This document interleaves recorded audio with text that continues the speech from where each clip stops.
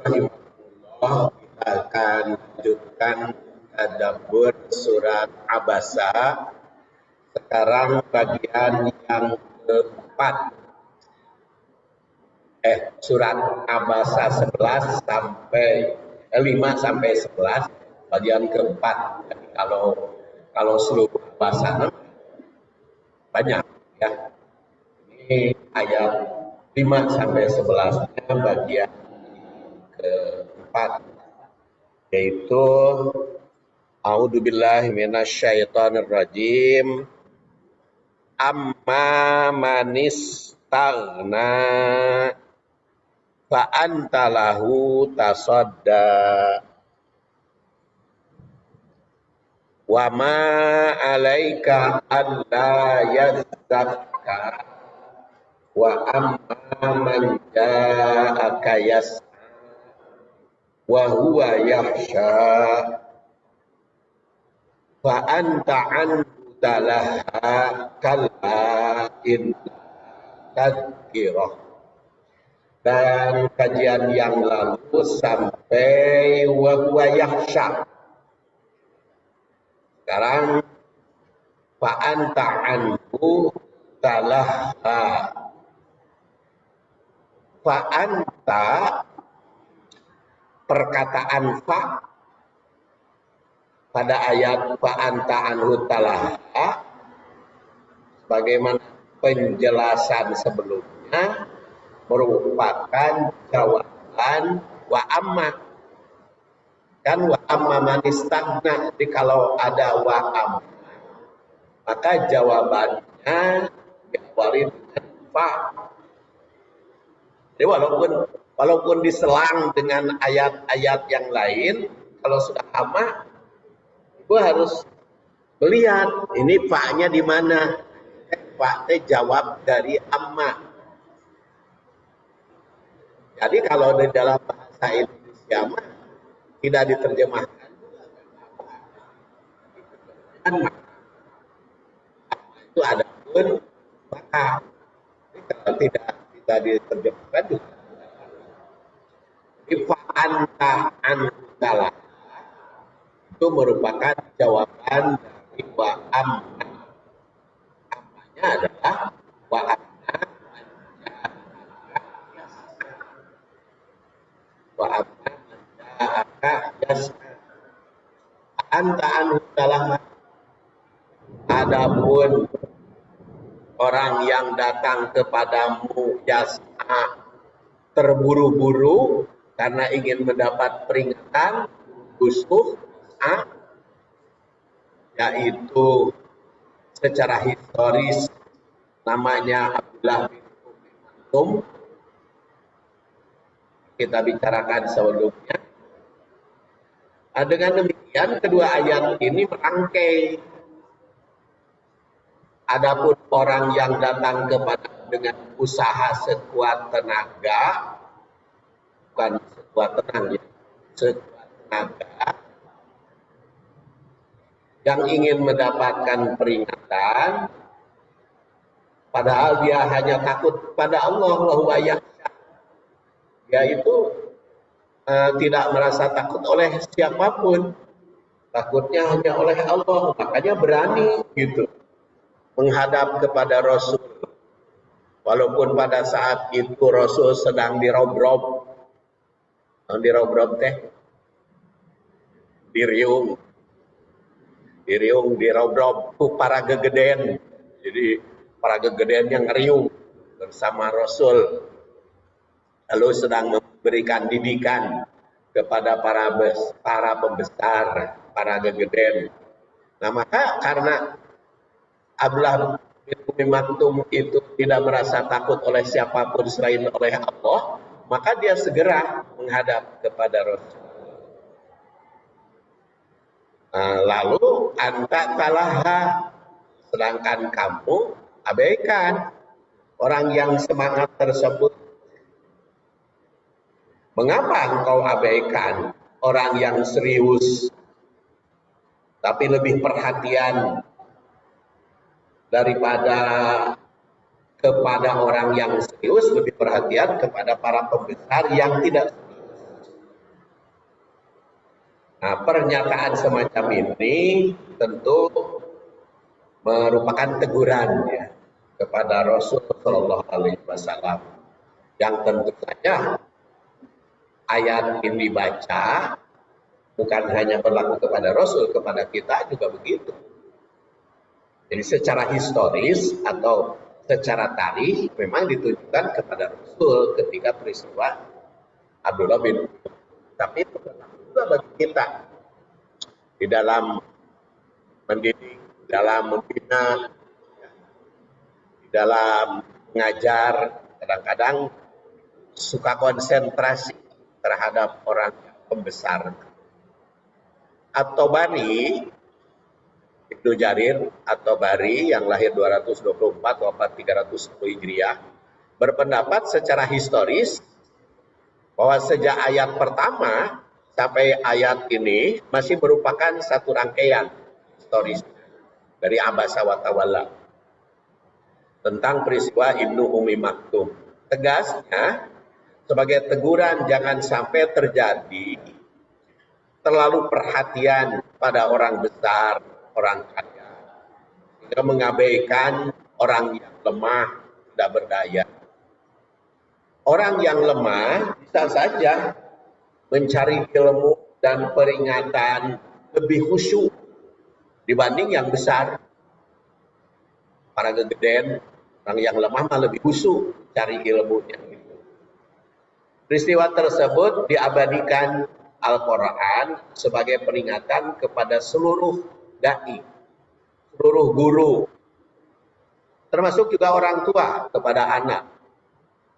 Orang tua kepada anak suka memberikan perhatian kepada salah satu dan mengabaikan ke pihak lain, yang lain.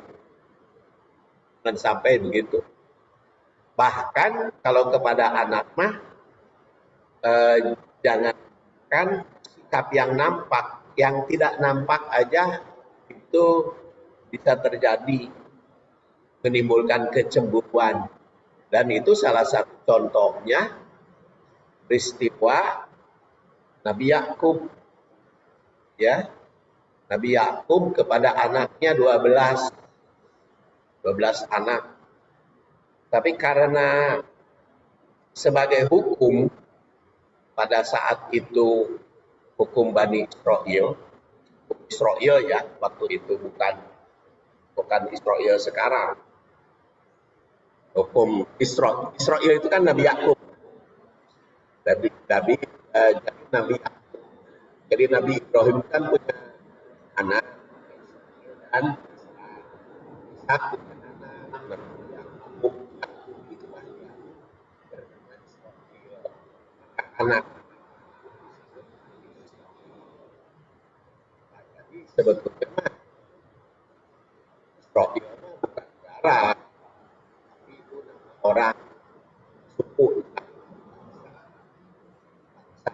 Israel. Tapi orang-orang Israel dulu kumpul-kumpul ingin mendirikan negara.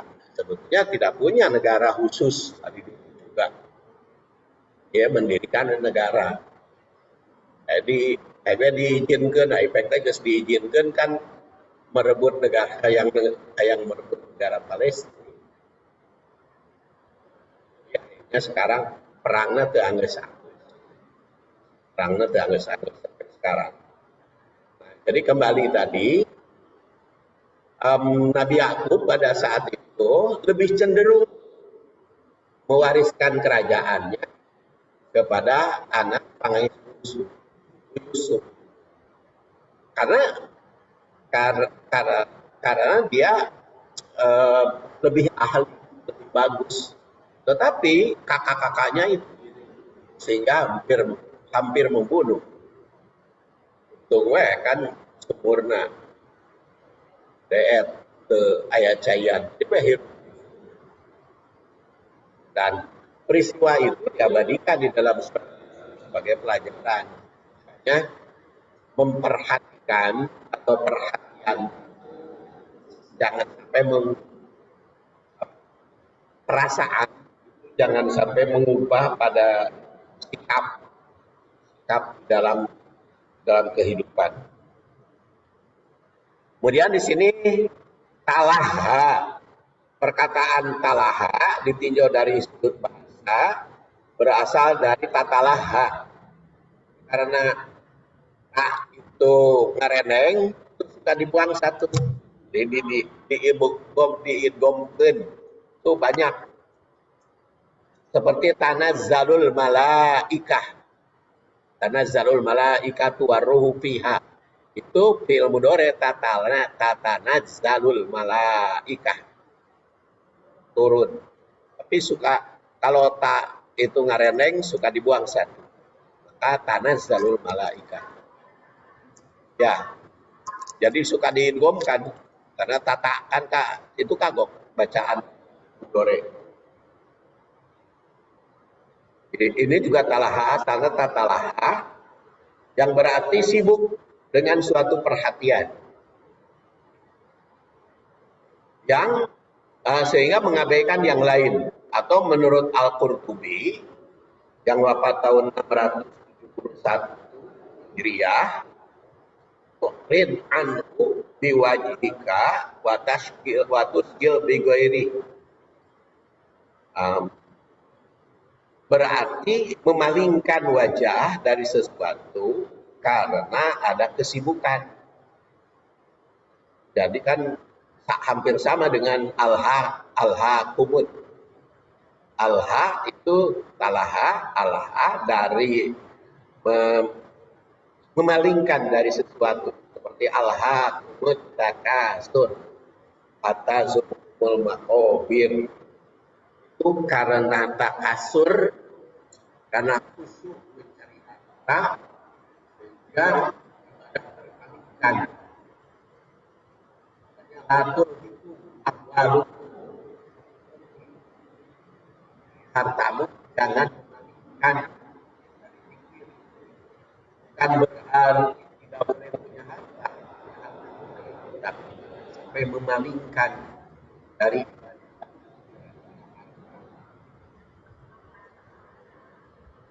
balier. Ya bisa melupakan, bisa ngabaikan balier dari pada perhatian. Berarti memalingkan wajah dari sesuatu karena ada kesibukan atau karena ada perhatian khusus pada pihak lain.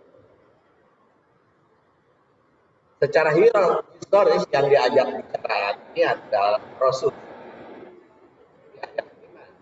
Secara historis, secara sejarah kepada Rasul.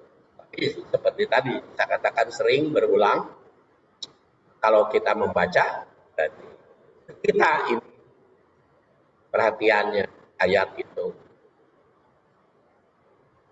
karena dengan sibuk pembesar. Namun tentu saja berlaku umum kepada siapapun, ya, termasuk kepada kita sebagai peringatan jangan sampai terjadi memalingkan.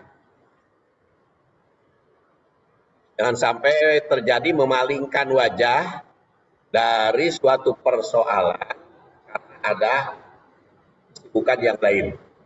Jika memalingkan dari yang buruk karena sibuk dengan yang baik, ya tentu bagus. Jadi kebiasaan-kebiasaan yang kurang baik kita tinggalkan karena sibuk oleh yang baik, kan bagus. Ya, persoalan yang disorot di sini adalah apabila terjadi dalam kehidupan lebih mengutamakan yang besar, menyepelekan yang kecil. Suatu yang dianggap besar oleh pribadi seseorang belum besar hasilnya, tentu besar hasilnya. Belum tentu baik menurut Allah.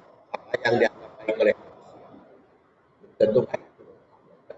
Kadang cek manusia mah bagus, jelek. Kadang dia teh dianggap hebat, dianggap bagus, ternyata ujungnya tidak bagus. Itu bisa terjadi.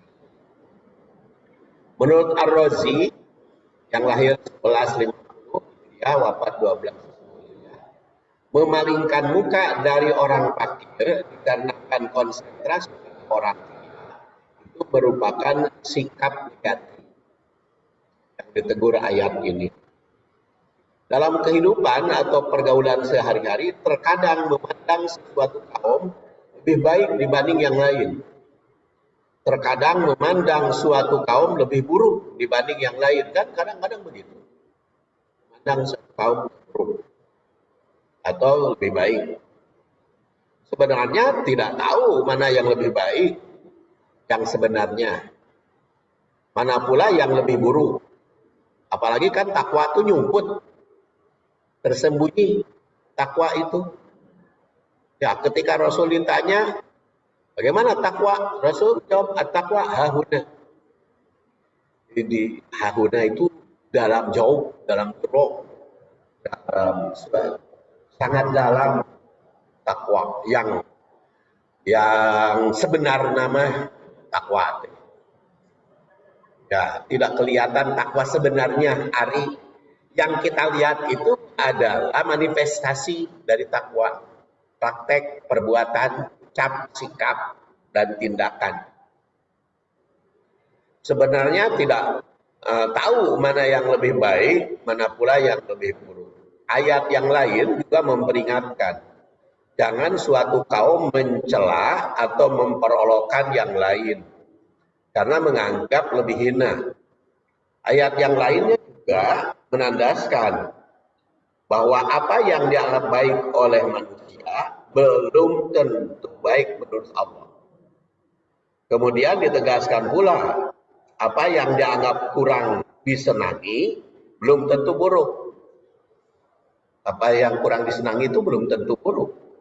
Akibatnya, kita perhatikan ayat-ayatnya. Pertama surat Al-Hujurat ayat 11. Yaitu jangan mengolokkan orang lain, jangan mempermainkan pihak lain, sebab yang dipermainkan belum tentu jelek dibanding yang mempermainkan. Yang memperolokkan belum tentu baik dibanding yang diolok-olokkan. Ini ayatnya sudah kita bahas pada waktu yang lalu, tapi sudah lama kan. Ya ayyuhalladzina amanu la yaskhar qaumun min qaumin asa ayyakunu khairan minhum wala nisa'un min nisa'in asa ayyakunna khairan minhunna wala talmizu anfusakum wala tanabazu bil alqab bi'salismul fusuq ba'dal iman wa man lam yatub wa ulaika humud dzalimun. Hai orang yang beriman, janganlah suatu kaum mengolok-olokkan kaum yang lain, karena boleh jadi mereka yang diolokkan itu lebih baik daripada yang mengolok-olokkan. Dan jangan pula perempuan mengolok-olok perempuan lain. Jadi hari perempuan mah disebut khusus, jangan sampai mengolok-olokkan. Kateuing Allah teh perempuan disebut berulang. Tadi kan kaum teh termasuk laki-laki dan perempuan. Tapi perempuan mah secara khusus, secara eksplisit disebut. Ya. Wanita jangan mengolok-olokkan yang lain. Karena boleh jadi yang mengolok-olok yang diperolokkan teh lebih baik. Pedah meureun kosong dan perempuan menanyakan lamun dangdan pajarkeun teh pamer, lamun teu dangdan weuh hayang. Jadi lamun dangdan berhias disebut pamer, lamun teu berhias ada kemuan weuh hayang. Jadi makanya kan ada, jadi sebetulnya kan wanita itu kalau berdandan motivasinya ibadah, Bu. Jadi motivasi dandan, motivasi berhias teh harus diniatkan ibadah perempuan itu. Karena ada hadis kan tibun nisa tibun nisa, keindahan wanita adalah alwanuha, warna-warni. Watibur rijal rihuhu. Jadi keindahan wanita itu di laun, warna-warni, dan keindahan laki-laki itu di wewangian. Jadi makanya diniatkan harus ibadah. Diniatkan harus diniatkan ibadah. Dan itu juga tabaruj itu kan tidak boleh. Itu tabaruj itu adalah menarik perhatian laki-laki lain. Tabaruj. Tapi kalau karena menjaga kewibawaan, ya bisa karena suami. Jadi ibu-ibu yang punya suami bersolek, berdandan. Karena apa? Karena suami itu bukan hanya pamer di depan suami, tapi juga di belakang suami. Di belakang suami itu yaitu supaya kebanggaan si suami itu sendiri. Sebab lamun istri nan tedangdan tepara rukuh, maka eta si istri si anu manya manitu dandan jadi kan suami nak bapak. Jadi oleh karena itu, kenapa ayat ini sorot langsung wanita jangan memperolok-olokan. Jadi ulah diperolokan, rek nu dangdan rek nu teu ulah diheureuikeun gitu. Jangan dianggap, jangan dilecehkan, baik berhias ataupun tidak. Itu mungkin Quran itu sampai walanisa, perempuan yang disebut. Karena di sini asa ayyakunna khairan, boleh jadi yang anggap jelek yang dipermainkan itu lebih baik daripada yang mempermainkan.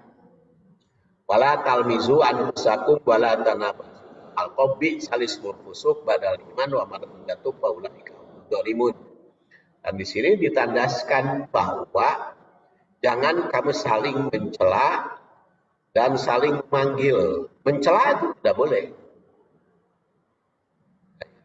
Mencela, memberikan julukan yang negatif juga tidak boleh.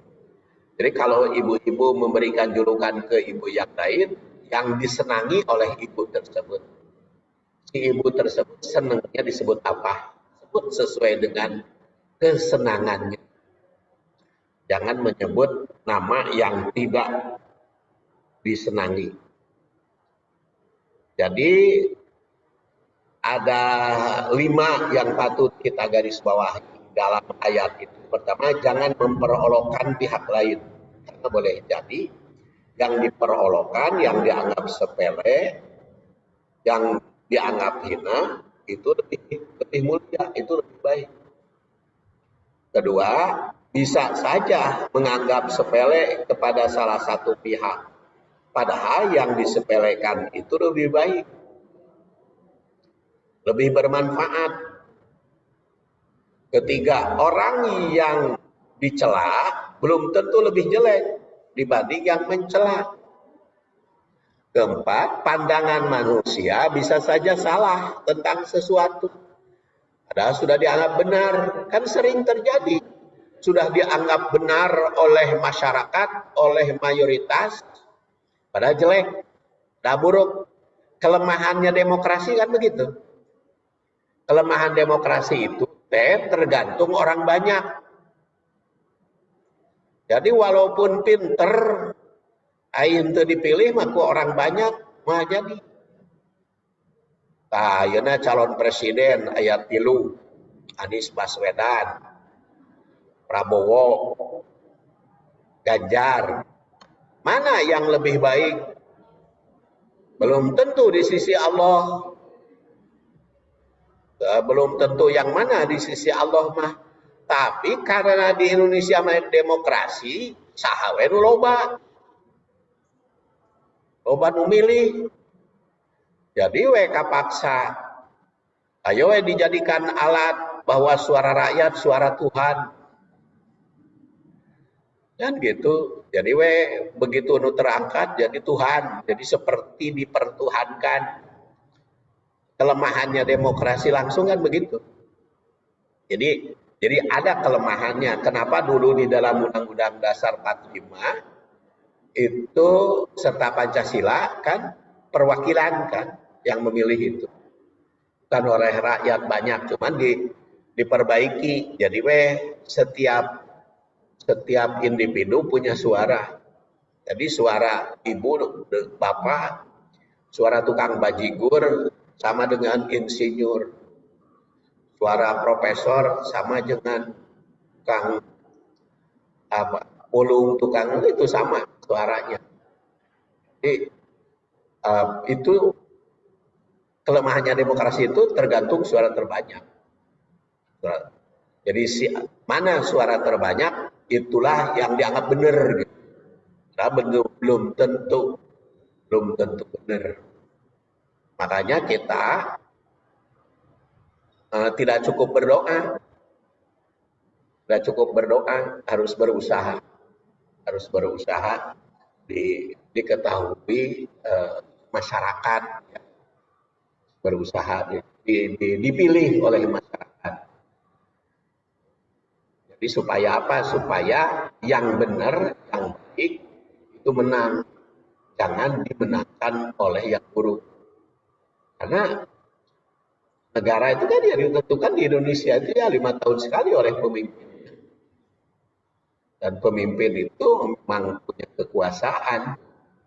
Jadi walaupun presiden, tapi karena di Indonesia kan presidensil, jadi kekuasaan. Presiden itu punya kekuasaan, punya wewenang. Walaupun ada undang-undang kan bisa surat bikin undang-undang sementara pemerintah. Kalau yang sementara lupa. Peraturan presiden, ya. Peraturan pemerintah itu bisa berlaku kalau diantep ke DPR jadi berlaku undang-undang kan. Jadi kekuasaan. Ya, kita harapkan presiden yang terpilih 2024 itu yang bagus lah. Secara agama ya maupun secara bermanfaat. Jadi jangan sampai terpilih itu yang jelek-jelek. Ya makanya ibu-ibu juga ikut mempublikasikan yang baik. Mempublikasikan yang baik. Karena di masyarakat itu pandangannya pokoknya mah ka abdi oge kan ada cenah eta mah abdi mah salami dipimpin ku partai ieu cenah menang duit. Jadi we ka partai ieu. Padahal mah bukan partai eta nu merena mah duit rakyat, bukan dari partai, tapi kan karena mereka kampanye seperti itu. Ya. Di apa yang dianggap baik oleh manusia belum tentu baik menurut Allah. Kemudian yang 5, yang dianggap baik oleh manusia belum tentu baik menurut Allah. Itulah salah satu makna mengapa surat Abasa ayat ini mempertanyakan mengapa memusatkan perhatian ke satu pihak dan menyepelekan kepada yang lain. Kemudian ayat berikutnya, dalam keluarga, dalam kehidupan berkeluarga, terjadi pandangan, jangan sampai terjadi pandangan yang salah. Ya ayyuhalladzina amanu la yahillu lakum an tarisu nisa karha wa la ta'dhuluhunna litadhhabu bi ba'di ma ataituhun illa ayyatina bi fahishatin mubayyinah wa ashiruhunna bil ma'ruf fa in karihtumuhunna fa asa an takrahu syai'a wa yaj'alallahu fihi khairan katsira. Wahai orang yang beriman, tidak halal bagi kamu mewarisi perempuan dengan jalan paksa. Janganlah kamu menyusahkan mereka karena hendak mengambil kembali sebagian dari apa yang telah kamu nafkahkan kepadanya, kecuali apabila mereka melakukan perbuatan keji yang nyata. Pergaulilah mereka dengan cara yang patuh. Jika kamu tidak menyukai mereka, bersabar. Karena boleh jadi yang kamu tidak sukai sesuatu, padahal Allah menjadikannya kebaikan yang banyak. Surat An-Nisa ayat 19. Nah, dalam ayat ini berkaitan dengan pedoman hidup berkeluarga. Utamanya ada kebiasaan jahiliyah yang suka memperlakukan istri itu kurang baik. Jahiliyah itu menjadikan istri sebagai warisan atau pusaka secara paksa. Jadi maka ayat ini merupakan koreksi terhadap hukum jahiliyah. Jadi menurut ajaran jahiliyah, istri teh warisan. Jadi kalau seseorang punya istri, kebetulan masih muda, sedang teman-teman, dia meninggal, si istrina si janda itu diwariskan ke saudarana, bahkan di dalam jahiliyah mah boleh anak juga ke orang tua. Jadi itu dipaksa diwariskan. Jadi kalau secara hukum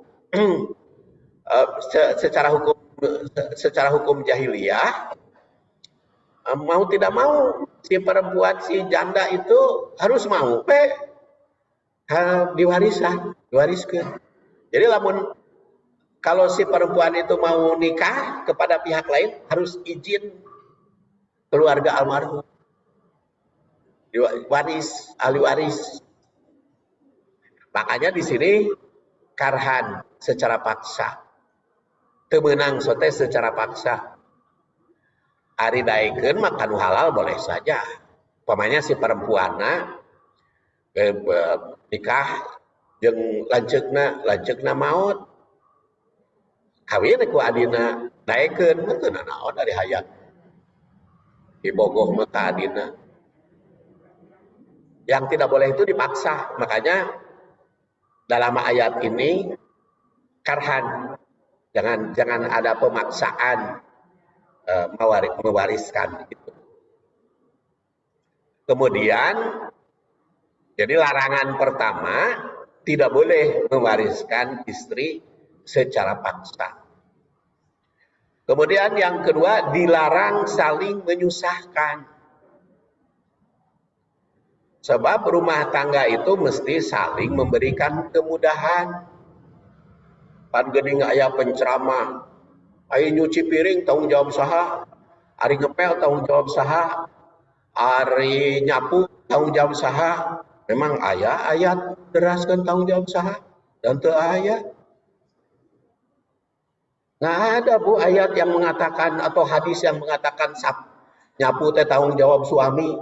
Nggak ada. Atau masak itu tanggung jawab ibu, nggak ada. Atau cuci piring itu tanggung jawab saha, nggak ada ayat maupun hadis. Eta mah kesepakatan ibu jeung bapaknya, suami istri. Nah, ibu nu cuci piring, bapak anu nyeuseuk, nah bapak nu ngepel, ibu nu cuci sasapu. Eta mah kesepakatan di dalam rumah tangga. Tidak ada itu yang suka diceramahkan, tanggung jawab suami. Mana dalilnya tanggung jawab suami? Kalau napakah betul tanggung jawab suami. Ar-rijalu qawwamuna 'alan nisa bima faddallahu ba'dahum 'ala ba'din wa bima anfaqu min amwalihim. Napakah betul tanggung jawab suami? Tapi napakah tanggung jawab suami kalau suaminya tidak mampu? Ya, musyawarah juga. Jadi ayat ini mengoreksi aturan-aturan yang dibikin sulit. Jangan mempersulit. Hanya rumah tangga itu bikin kesepakatan walaupun tidak tertulis yang menimbulkan kemudahan bersama. karena ayah suami teh kudu dahar jeung pamajikan mana jadi kudu balik pohon teh kudu balik dahar di imahna jadi rek teh macet lapar sulit kesulitan pada itu siapa yang mengatur suami istri teh harus dahar bareng tidak ada dahar bareng tapi kalau gaul bener harus bareng kalau gaul suami istri mah yang harus babarengan hari bareng na anggeus saha wae teh naon tah kumaha kesepakatan jadi babarengan teh kan ya termasuk kalau sudah suami istri mah karena harus babarengan ya jadi jangan ulah sorangan kan makanya kenapa hadis itu mengatakan la'anallah nakiha yadaihi Allah itu murka terhadap yang nikah dengan tangannya sendiri jadi nikah dengan tangannya sendiri teh memuaskan dengan tangan sendiri makanya kalau ingin kepuasan itu ya harus suami istri dibantu bantu suami istri jangan suruh sendiri gitu. Ya, ada cenah haroream soke sorangan harus dibantu nakiha yadaihi nah itu jangan memberikan kesulitan jangan memberikan wala ta'duruhunna jangan menyulitkan kemudian yang ketiga dilarang meminta apa yang telah diberikan kalau sudah diberikan ya udah miliknya sendiri kan harta itu ada milik berdua ada milik bersama ada milik masing-masing itu ada yang secara otomatis jadi kalau suami ibu mangmeserkeun kain plus perhiasanana plus kosmetikna teu kedah diikrarkeun ieu kanggo ibu enggak usah pokoknya lamun balanya sok eta teh milik istri ya teu kudu walaupun teu diikrarkeun ieu mah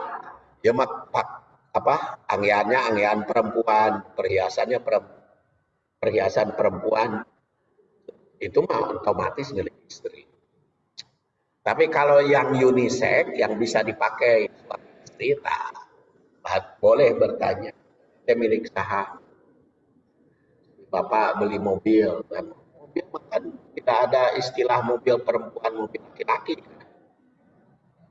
unisex jadi ya kalau tidak diberikan ya kalau pembeliannya ya milik suami kalau tidak diberikan kalau ibu mau ya minta satu beli dua iji sewa nah, kalau tidak diikrarkan tidak menjadi milik jadi di dalam rumah tangga itu jangan menimbulkan kesulitan yang paling penting mah berikan kemudahan jadi pengaturan di dalam rumah tangga asal ngeunaheun sararea lah gitu. Ya. Karena di sini dikatakan wa ashiruhunna bil ma'ruf. Wa ashiruhunna a-nya panjang kan? Ashiruhunna bil ma'ruf. Nah, di sini kan wa ashiruhunna bil ma'ruf. Muasyarah itu pergaulan kepada mereka bil ma'ruf secara baik. Kemudian keempat, jika ada salah satu melakukan kesalahan, maka mesti diadakan islah. Jadi kalau berbuat salah teh ulah langsung dituduh negatif. Ulah mudah menyalahkan. Dan paling tengenah lamun disalahkeun. So, kayak bukan hanya suami, ibu juga sama kan kalau disalahkan suami kan ambek. Suami juga sama kalau disalahkan, udah salah bapak. Itu paling enak, udah salah ibu. Jadi walaupun walaupun jelas berbuat salah, jangan langsung menuduh salah gitu. Wa asyiruhunna bil ma'ruf. Itu pentingnya kesabaran, kesepakatan. Ya. Karena siapapun paling tengenah disebut salah, walaupun berbuat salah. Jadi orang berbuat salah itu paling enak disebut salah, walaupun benar-benar sudah salah. Dan, maka jangan disalahkan ingkar itu. Kemudian pergaulilah suami istri mesti secara ma'ruf.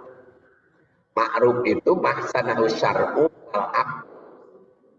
Apa yang dianggap baik oleh akal dan syara, oleh adat kebiasaan dan syariat. Itu ma'ruf. Kemudian jika ada sesuatu yang kurang menyenangkan, bersabar. Karena boleh jadi apa yang kurang disenangi itu menurut Allah sangat baik. Di dalam ayatnya kan tadi di sini ya. Fa in karihtumuhunna fa asa an takrahu syai'an wa yaj'alallahu fihi khairan katsira. Boleh jadi yang tidak kamu senangi teh wating ceuk Allah mah baik. Jangan langsung menyalahkan. 7. Apa yang sangat disenangi, kalau kita menyenangi sesuatu, jangan berlebihan. Kalau membenci sesuatu, ulah benci-benci tadi. Namun seneng ulah seneng, benci-benci. Jadi di situ diatur, ya. Fa'in karing itu benar. Tuh An-Nisa ayat 9. Kemudian ayat berikutnya, dalam perintah Allah terkadang beranggapan kurang pas atau kurang baik, padahal menurut syariah baik. Jadi kadang-kadang perintah nanti kok seperti secara nafsu mah kurang baik, seperti perang. Terkadang menurut anggapan manusia, baik sesuatu ataupun sikap dianggap jelek padahal baik. Dan apa yang dianggap jelek oleh syariah belum tentu jelek oleh masyarakat. Itu sering terjadi seperti itu. Dan di sini ditandaskan kutiba alaikumul qital wa huwa kurhul lakum. Dipandukan kepada kalian perang. Pada perang itu tidak disenangi. Di umat Islam itu tidak senang pada peperangan. Senangnya damai. Tapi karena menyenangi perdamaian, ya harus perang. Seperti Hamas, kenapa berperang melawan Israel? Karena dia si Israelnya tidak pernah damai dengan Hamas. Jadi perang. Israel itu kan maksa wae, Pan. Terus menjalar ke Tukadil, ya. Perumahan orang Palestina tadi dirusak gitu, dirusak. Apalagi kan yang berkuasa di Israel itu sekarang partai Likud, ya, yang pimpinan Netanyahu. Yang pimpinan Netanyahu itu punya pandangan bahwa selain Yahudi itu goyim teh naon binatang. Mereka itu beranggapan, jadi kalau bukan keturunan Yahudi itu binatang. Makanya walaupun PBB, hukum internasional melarang, anger itu nggak boleh teh. Sebab menurut mereka teh ibadah ngancurkan umat bukan Yahudi. Udah dianggap binatang teh. Goyim istilahna teh. Jadi mata hukum internasional hayo oke ngomong anger eta mah salah satu cara memang tidak boleh berdiri gitu Israel.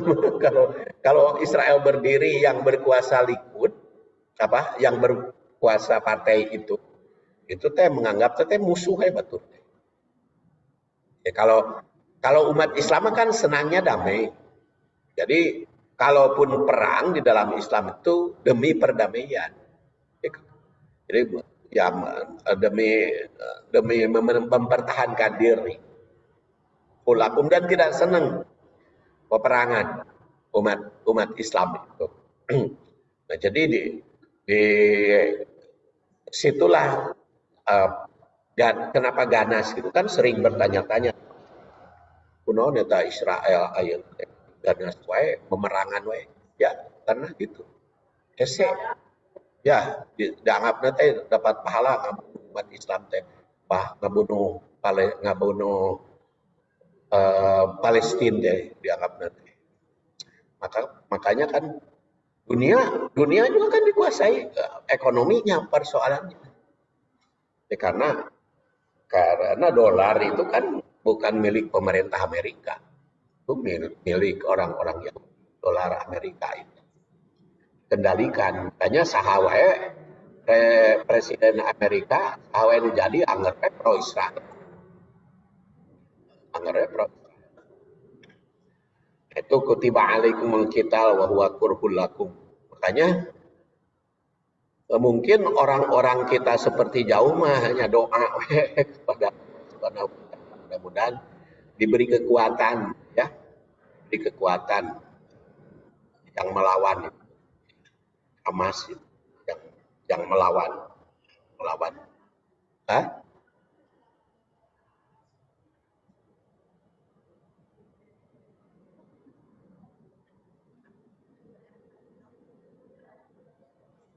membantu Palestina, cuman kan teu diinfokeun.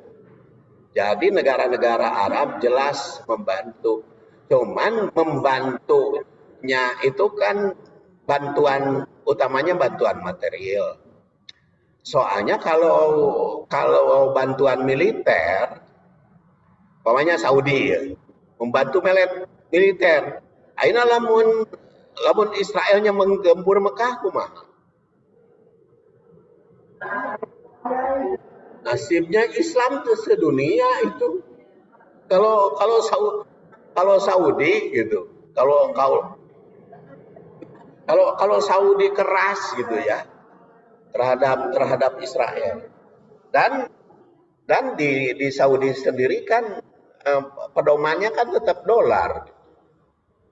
Jadi uangnya real itu kan kepada dolar.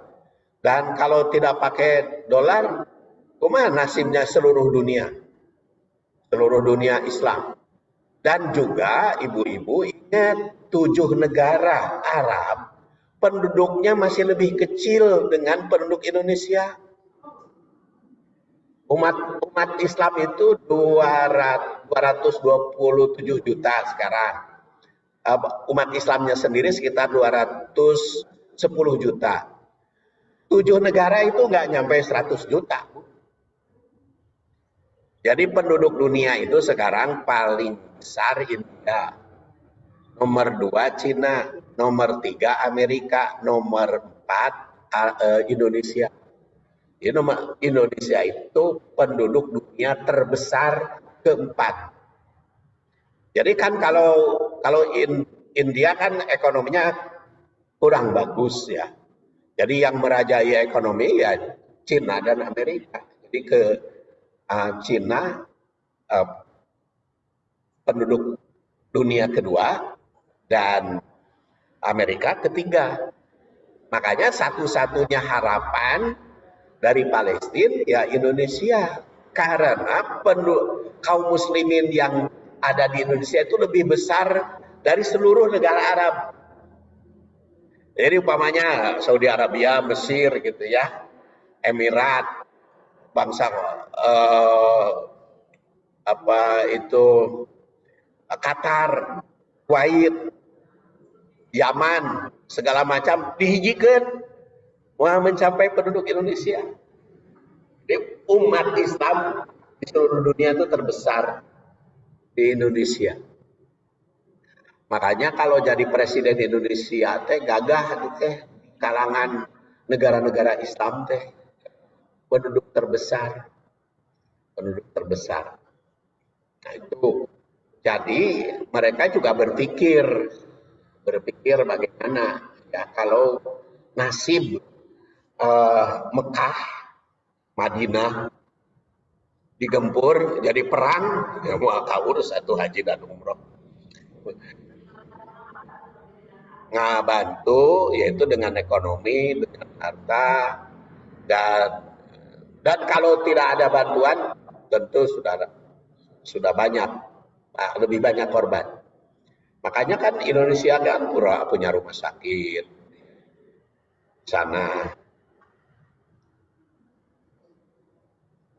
Jadi perang itu ada yang memang diwajibkan untuk mempertahankan diri, jadi memberantas kedaliman, menegakkan kebenaran, serta menumpas kebatilan. Oleh karena itu, jika membenci sesuatu, jangan berlebihan. Karena bisa jadi yang dibenci itu baik akibatnya. Jika mencintai sesuatu jangan berlebihan, sebab bisa saja yang dicintai itu justru buruk akibatnya, bukan bukur ya, buruk akibatnya.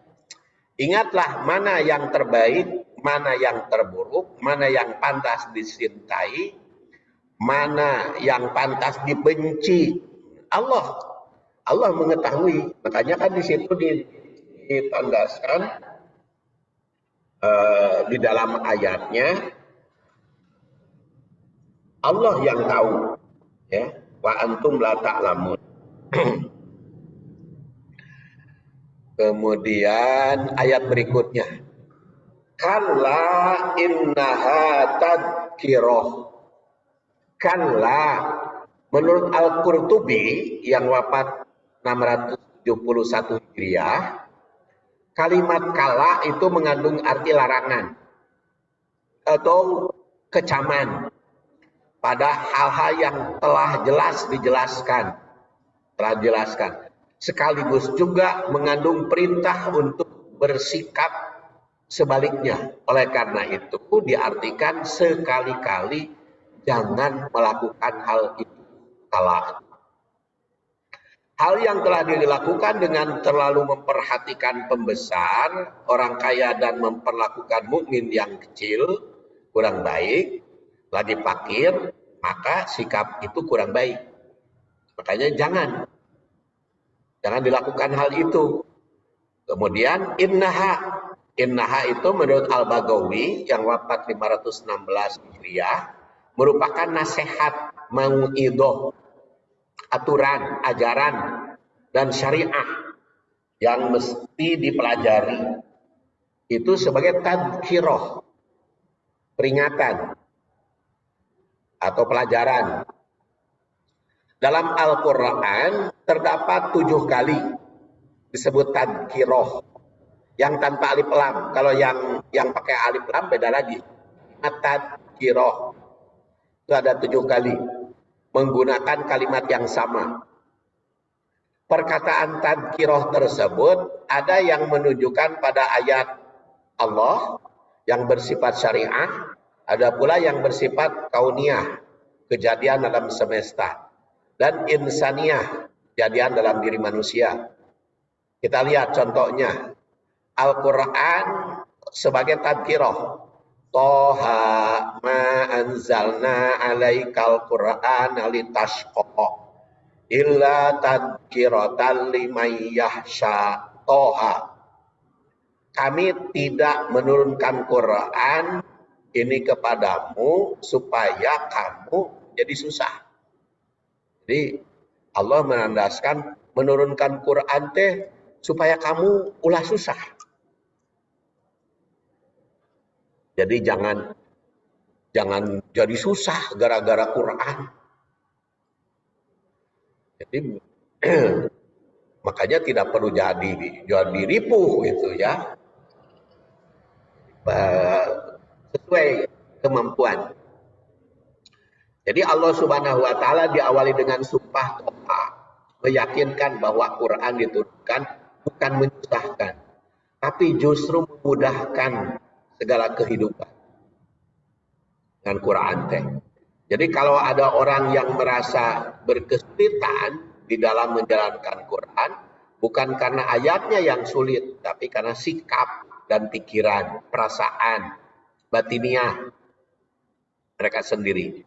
Kemudian ditegaskan dalam ayat ini bahwa Quran itu merupakan peringatan, tadhkirah liman yakhsha, bagi yang takut hanya Allah. Inilah tadhkirah. Jadi satu tadi ada 7-nya. 2 atau B. Allah memerintah dengan nada bertanya dalam surat Al-Waqiah. Afara'aitumun narallati turun. Apakah engkau lihat api yang kamu nyalakan? Kan biasa ibu kan menyalakan api. Ai baheula mah nyalakeun api teh ditiupan, song-song. Bari ngebul ka ditu ka dieu. Ya, song-song dihin, klik, bari siduru. Ayeuna mah tegur. Cek gur. Ya. Jadi perhatikan, apa ara'aitumun narallati turun. Sudahkah kamu perhatikan api yang kamu nyalakan? A'antum ansya'tum syajarataha am nahnul munsiun. Kamu yang bikin bahan bakarnya atau Allah? Itu dengan nada bertanya Allah teh. Yang nahnu ja'alnaha tadhkirah, itu sebagai peringatan. Jadi api itu di samping kita nyalakan cek gur, tapi harus peringatan. Harus diwaspadai. Itu teh ngalungkeun rokok, gerak kebakarannya berapa hektar tuh di mana? Di Lampung. Di Lampung, di Kalimantan, di Lampung. Tuh ada ngalungkeun rokok, puntung rokok lung hektaran kebakaran. Hati-hati. Sekarang hujan deui Gunung Bromo. Indah teletabisnya rumput hijau dibakar gara-gara wedding deh. Harus hati-hati api itu. Api itu harus hati-hati. Jadi bisa tidak terpisah dengan kehidupan manusia. Walau terkadang menakutkan, terkadang bersahabat. Kalau dibutuhkan api itu kan. Bagaimana menakutkan bila terjadi kebakaran atau menyala terlalu besar yang membahayakan. Kan gara-gara tinggalkan eta kompor pehok teu dipareuman kan kebakaran. Banyak ya. Nyala terlalu. Apakah manusia yang membuatnya? Bila dinyalakan dengan kayu bakar atau bahan bakar, bisa gas, bisa batu bara, bisa minyak, BBM. Sudahkah mendapat perhatian? Jika merasa diri sendiri yang menyalahkannya, lalu siapa yang menciptakan bahan bakar? Bahan bakar itu bensin. Bensin itu kan dari tanah. Kalau bukan Allah yang menciptakan, batu bara, panggih, tanah. Allah teh ya diciptakan Allah teh itu minyak bahan bakar minyak teh berada nanti kan di Timur Tengah itu. Ya, Saudi Arabia, Qatar, Emirat, Kuwait, Irak, Iran, banyak di situ. Indonesia juga punya, tapi tidak sebanyak yang dibutuhkan oleh Indonesia. Jadi kan sekarang mau beralih ke listrik. Nah, listrik juga butuh bahan bakar deh. Bisa api bisa matahari. Nah, menciptakan mataharinya siapa?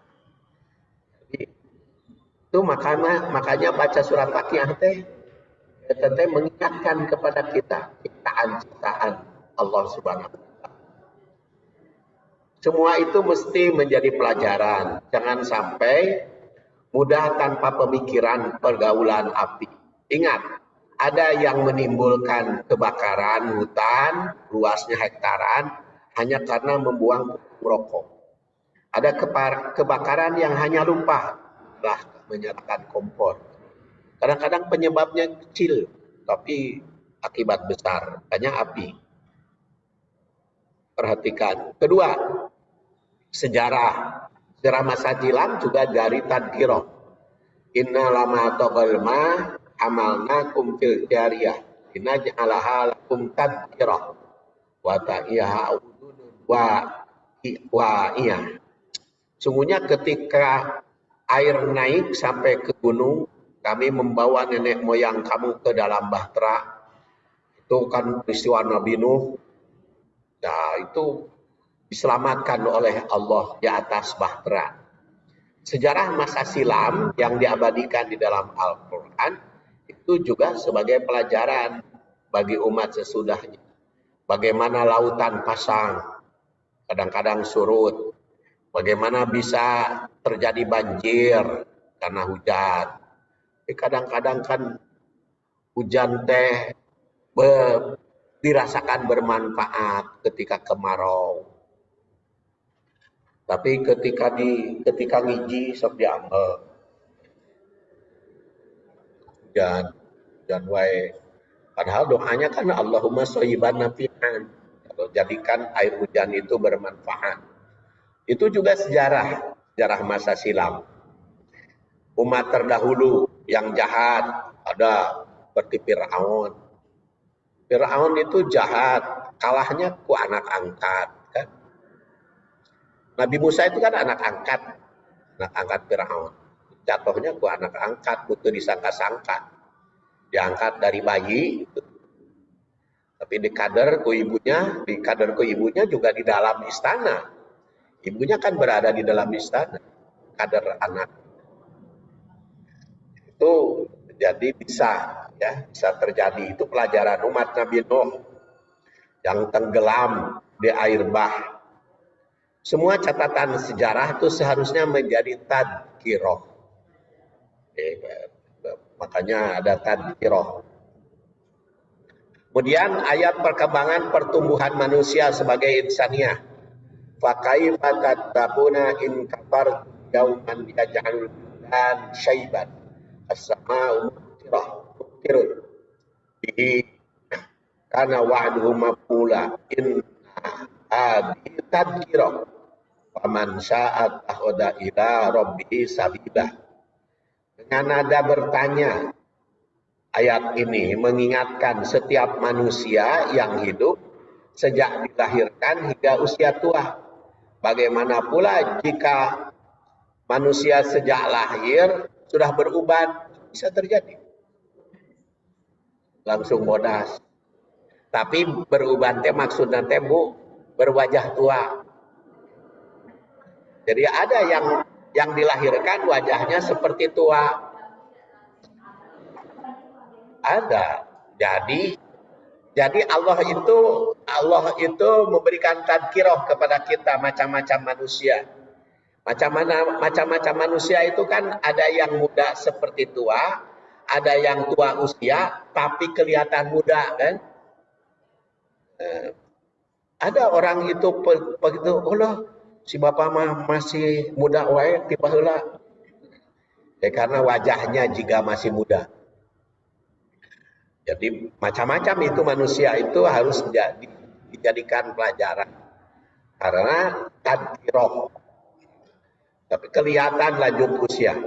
Ada pula yang sudah usia tua tapi nampak seperti masih muda. Ada istilah orang awet muda. Semua itu hendaknya menjadi pelajaran. Apakah tetap pantas jadi kukur? Masa paman saat takhada ila rabbihi sabila. Tapi di sini ditandaskan orang yang siapa yang berkehendak niscaya mengambil jalan yang lurus. Kalau ada usaha untuk mendapatkan jalan yang baik, itu pasti mendapatkannya. Bagaimana pula alam sekitar yang mendukung berbagai fasilitas yang diberikan kepada setiap manusia. Apakah pantas tetap kufur sejak kecil hingga dewasa? Bagaimana mungkin bisa menjaga diri dari siksa Allah, mempertahankan diri saja dalam kehidupan kan susah. Pertahankan kemudahan ya. Jadi lamun kurang ayeuna usia lanjut ingat segala kekurangan, segala kelebihan, ada juga kelebihan kekurangan. Maka itu jadi tadkiro bersambung. Insya Allah nanti kita lanjutkan makalah berikutnya. Subhanakallahumma wa bihamdik asyhadu an la ilaha illa anta astaghfiruka wa atubu ilaik. Assalamualaikum warahmatullahi wabarakatuh.